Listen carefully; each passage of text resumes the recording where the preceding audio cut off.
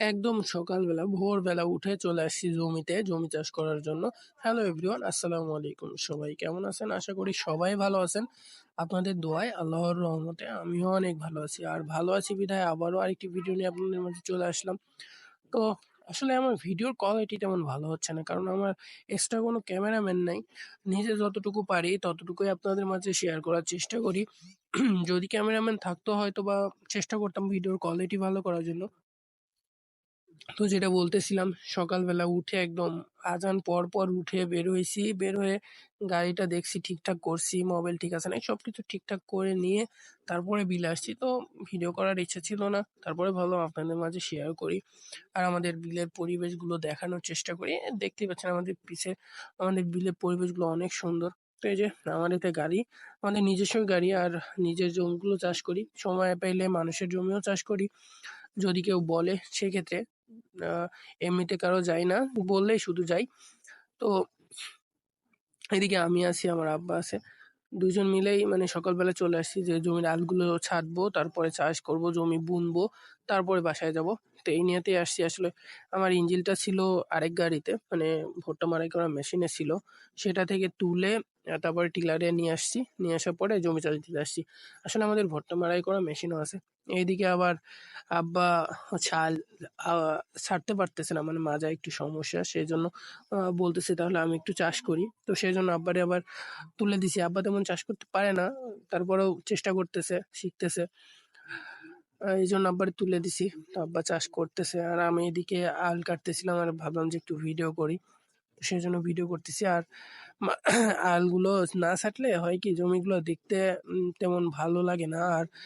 আর আগাছা হয়ে যায়। প্রচন্ড পরিমাণে ঘাস হয়। তো এইজন্য হচ্ছে আলগুলো ছাঁটে দিলে ভালো হয়। জমিগুলো দেখতে সুন্দর লাগে। এজন্য আলটা ছাঁটতেছি। তো আব্বা পারতেছিল না বিধায় আমি আবার উঠলাম। বলতেছে আমি পারতেছি না, ঘুরাইতে পারতেছে না আরকি। মানে ঘুরাইতে গেলে নিচে গর্ত হয়ে যাচ্ছে। এজন্য ঘুরাইতে পারতেছে না। তো আমি আবার উঠে বললাম। আর আব্বারে বললাম যে, "তুমি যেভাবে চাষ করতেছো এভাবে চাষ করলে অনেক সময় লাগবে। সারাদিন তো আমাদের জমিতেই চলে যাবে। একটু আগে-ভাগে হইলে রেস্ট পাইতাম।" তো সেজন্য আমি উঠে পড়ছি। উঠে চাষ করতেছি, দেখতেই পাচ্ছেন। আসলে আমার নিত্যদিনের কাজ এগুলোই। আমি একেক দিন ধরেন বসে থাকি না। উম মানুষের কাজে যাই, কাজ না থাকলে নিজের কাজ করি, নিজের কাজ না থাকলে মানুষের কাজ করি। এভাবেই দিন চলে যায়। যদি অবসর সময় পাই তাহলে বসে থাকি, আড্ডা দিই। এগুলোই। এভাবে জীবন চলে যায়। মানে সময়টা চলে যায়।